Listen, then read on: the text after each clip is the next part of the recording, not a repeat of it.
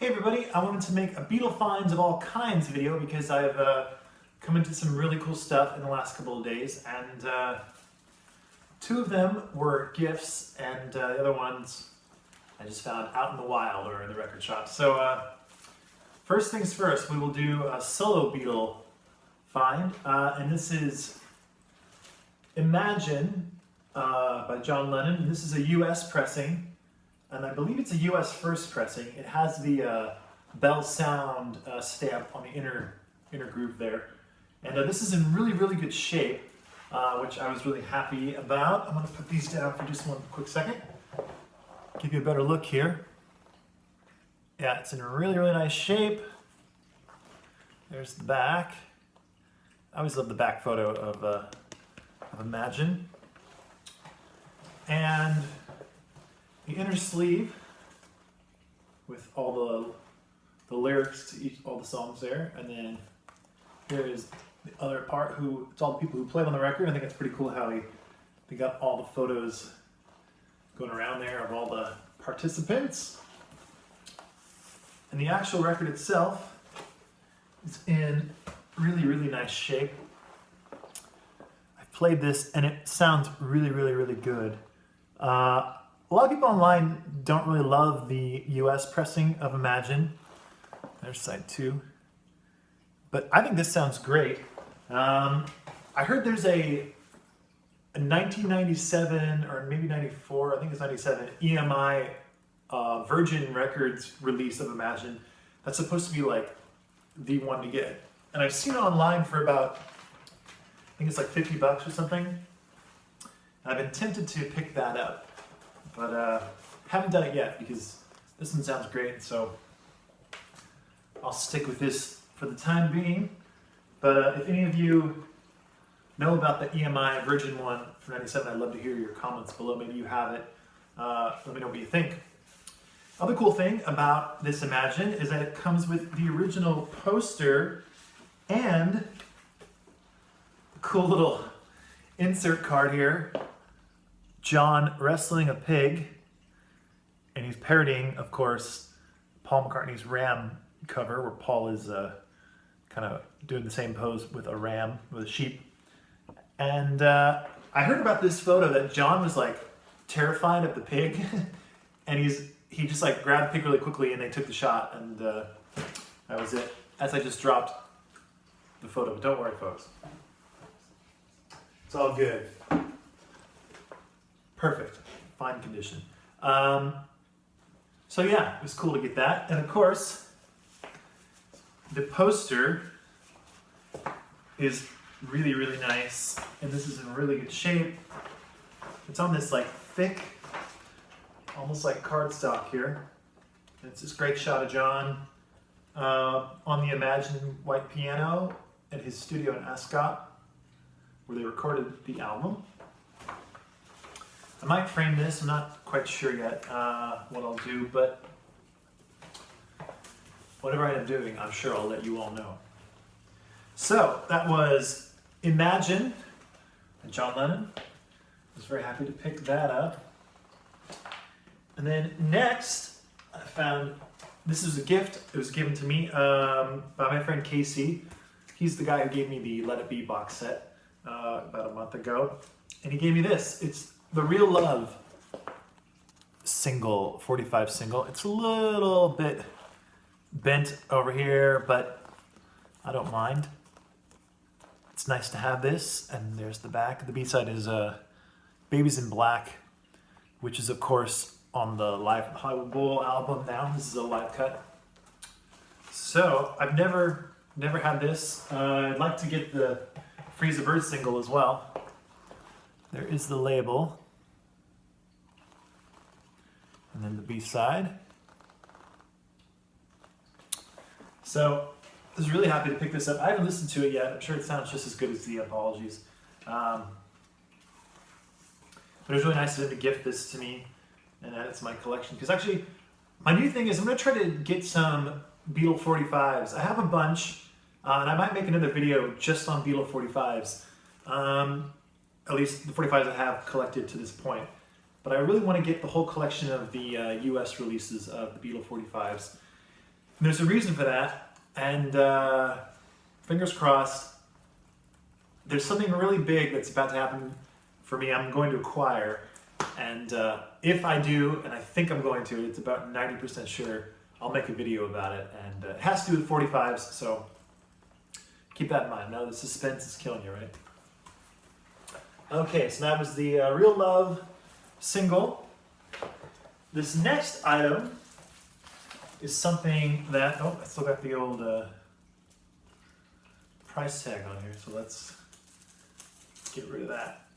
But I gotta be careful because this is something I know Joe, me and Mr. Mayo, will really like. This is a Beatles Rarities album, and this one is printed in Holland, and it's sealed, still sealed up, and it even has, although, now that I see this seal, I'm wondering something. So inside the seal is a Tower Records price tag. Now, what that says to me is that at one point this was not sealed, and Tower Records stuck their sticker on there, and then they added some of their own shrink wrap to it. So that's kind of interesting. But anyway, it's sealed, and I picked it up today, and I actually already have a Holland pressing of this Rarities album, so, or a Dutch pressing, I guess is how you'd say it, printed in Holland. So it's nice to have this one sealed, although now I'm kind of wondering if this is actually worth keeping it sealed here in this shrink, because, and actually when I bought this, by the way, I didn't pay that much for this, but when I bought this, I remember thinking the shrink wrap is really loose on this, and it really is. It's really like very, very loose. It's like, so this is probably not the original shrink. In fact, it's not the original shrink. So, didn't think this was going to happen on camera, but I now ask you guys the question. Should I open it or should I keep it sealed? I was planning to keep it sealed because I already have this pressing of the Rarities album, which sounds good, and I don't need another one, but this would be a major upgrade on the one I have. The one I have is a little bit, the sleeve's a little bit not as pristine as this, and I don't know what the record inside of this looks like, so that's a gamble, but now I'm kind of wondering if I should open this or not. I won't open it now, but in the comments below, let me know what you guys think I should do. And also what you think about this re-shrink wrapping. Is that a common thing? Did they re-shrink things? Back in like, I guess this is the 80s? Early 80s, late 70s? I don't know. Anyway, I picked this up, Beatles Rarities. This is printed in Holland, so I was happy to get it, and it was like 10 bucks, so can't go wrong there. This next item, it isn't actually mine, but my friend who gave me the Let It Be box and that just gave me this Real Love single, he acquired this. He actually owns a record store, so that's how he comes across records so frequently. He bought someone's collection, and it was a really cool collection, by the way. It had tons of amazing 45 singles, including, he had like 4 or 5 promotional Beatles singles. I think he had like Lady Madonna and Her Light, I think Hello Goodbye I'm the Walrus. I think there was another one. Anyway, I can't think of it. It wasn't the Penny Lane though, but they were the green promo 45s. And I know if there would have been a Penny Lane one, those are like super, super rare. But anyway, he had a lot of cool stuff. In that collection, he got this. It's Hard Day's Night, and this is a Russian release. And it's in this little shrink wrapped baggie, but it's not sealed at all. And so I'll take off the bag, try to give you a better view here. It's in this like paper sleeve. There's the back. And he's letting me borrow this so I can give it a listen and show it to all of you on the YouTube channel. And I'll show you the actual record. The record's in like amazing shape. It comes on this red Russian label here. Everything is in Russian. And when I say everything, I mean everything. Only thing I can read on here is EMI Records. And then here's side 2. He listened to it and he said it sounded really good, but I'm gonna give it a listen and I'll let you know what I think about it. So there you go. I don't know what year this is from. Perhaps some of you out there might be able to tell with the red label. I haven't looked it up yet. I'll have to do some research. But yeah, it doesn't say on here. It does say direct metal mastering. So that's interesting. And anyway, I'm excited to give it a listen and report back to all of you as to how it sounds. So those are my Beatle finds for now. And like I said, there's something really big coming up. And if everything goes through, I'll make a video about it and I'll let you know what it is exactly. But for now, that's it. And oh, I want to say one more thing. I really appreciate all of your comments. And in the last video I made, my last Beatle finds video, I showed you, actually I'm going to find it right now. I showed you this